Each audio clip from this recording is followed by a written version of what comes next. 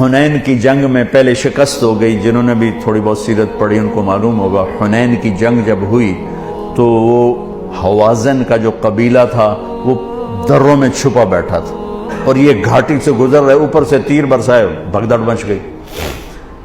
ایک صحابی کا پاؤں بھاگتے ہوئے ہمارے نبی کے پاؤں پہ آن لگا, آ پڑا. تو وہ جوتا تھا جنگی جوتا, ہارڈ قسم کا.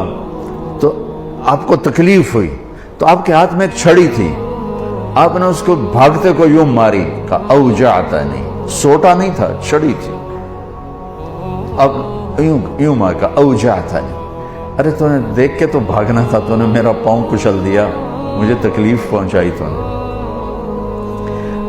انہوں نے لوہے کی زرہ پہنی ہوئی تھی جس پہ تلوار بھی اثر نہیں کرتی, تو چھڑی نے کیا اثر کرنا تھا؟ ٹھیک ہے نا میری بات سمجھ بھائی, کہ انہوں نے لوہے کا لباس پہنا ہوا تھا تو اس پر تو تلوار اثر نہیں کرتی, چھڑی نے کیا اثر کرنا تھا؟ وہ کہتے ہیں جب میرے کان میں آواز پڑی اوجعتنی, مجھے تم نے دکھ دیا, تو کہا مجھے یقین ہو گیا کہ اب میری خیر نہیں, اب اللہ تعالیٰ کی طرف سے کوئی وحی آئے گی, میری تباہی بربادی کا فیصلہ سنائے گی. کہ رات میں سو نہیں سکا, ساری رات جاگتا رہا.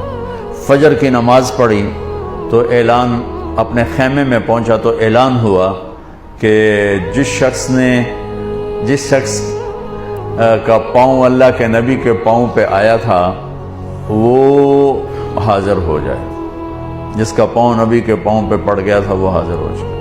کہنے لگے, میں نے کہا لے ہو گئی نا گل پوری, اب پتہ نہیں تیرے لیے کیا سزا آ رہی ہے. کہ میں ڈرتے ڈرتے پہنچا, آپ تشریف فرما تھے. آپ نے مجھے دیکھ کے تبسم فرمایا اور فرمایا کہ میرے بھائی کل میں نے آپ کو چھڑی ماری تھی, وہ پاؤں والی بات ہی چھوڑ دی, کل میں نے آپ کو چھڑی ماری تھی تو میں اس پہ معافی مانگنے کے لیے آپ کو بلایا ہے. میں آپ کو پہلے کیا بتا چکا ہوں کہ لوہے کے لباس پر تو تلوار اثر نہیں کرتی, تو چھڑی کیا کرتی. کہ میں ایک تو آپ سے معافی مانگنی ہے اس لیے آپ کو بلایا ہے, اور دوسرا کیا, یہ ذرا سننے والی بات, اور دوسرا وہ جو میں نے آپ کو چھڑی ماری تھی اس کے ازالے کے لیے میرے پاس ایک ہی تجویز آئی ہے ذہن میں, اللہ نے ڈالی ہے. یہ میرے پاس 60 اونٹنیاں ہیں, میں آپ کو گفٹ کرتا ہوں, لے جائیں. 60 اونٹنیاں, عرب کی سب سے قیمتی متاع اونٹنی تھی. اونٹ بھی نہیں, اونٹ سے تو آگے نسل نہیں چلتی نا, اونٹنی بچے دیتی ہے. تو 60 اونٹنیاں اس کو دیں ایک چھڑی مارنے پر. ہم بشر ہیں, عام انسان ہیں, عام مرد عورت ہیں, ہم سے زبان کھل جائے گی, جب کھلے فوراً معافی مانگ لو.